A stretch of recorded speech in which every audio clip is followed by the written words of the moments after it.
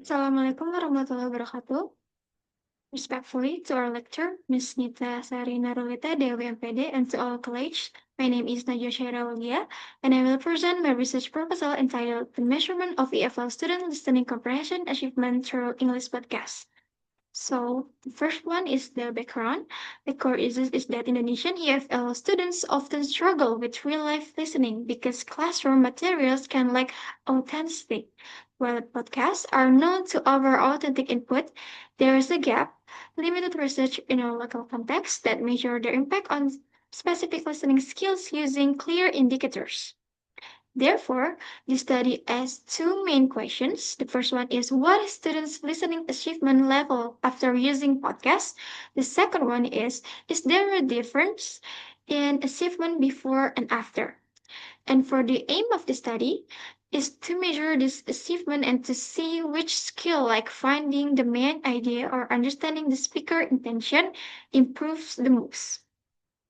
So, for the significance of studies, for teachers, it helps identify the effectiveness of podcast-based listening instructions. For students, encourage independent listening practice beyond the classrooms. And for future teachers, it adds empirical evidence regarding podcast-supported listening assessments.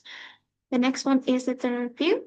This just show that podcasts offer authentic spoken English input and help improve listening comprehensions. According to Field result 2008, listening requires both bottom-up decoding and top-down processing. Vandergriff and Gove also mentioned identify four core listening comprehension, which is understanding main ideas, identifying specific informations, making inference, and the last one is interpreting speaker intentions. So for the research method, researchers use a quantitative method with a survey design. The quantitative approach enables objective measurement through numerical data such as test scores and questionnaire response. Survey design is appropriate because it allows the researchers to gather consistent data from a group of students. For the population and sample, the population of the study consists of EFL students enrolled in the English Education Department at Universitas Siliwangi, particularly those in the second semesters. So in the studies, there is 16 to 18 students voluntarily participate by completing the online questionnaire and listening comprehension tests. And then this is the research instrument. There is two main instruments are used in the study. The first one is listening comprehension test.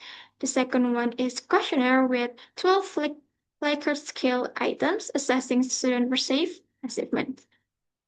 You can see this is the example of the questionnaire and the listening comprehension test. The instrument will be validated by experts and reliability will be tested using Cronbach alpha to ensure internal consistency. For the data analysis, the data will be analyzed using descriptive statistics such as mean, percentage, and standard deviations. Achievement level will be categorized into low, moderate, and high. The questionnaire reliability will be examined using Cronbach alpha. All statistical analysis will be performed using SPSS version. And then for the data collections, before collecting data, the researchers will obtain formal permission from the departments. So data collection begins with administering the listening comprehension test, followed by the distribution of the questionnaire through Google Forms. And then for the conclusion, the study aims to provide a clear description of EFL students' listening comprehension achievement after using podcasts as a learning medium. It is also expected to identify which listening skills benefit the most from podcast exposure, offering valuable insight for improving future listening instructions. I think that's all from me. Thank you for your attention. I'm open to your valuable question and feedback. Wassalamualaikum warahmatullahi wabarakatuh.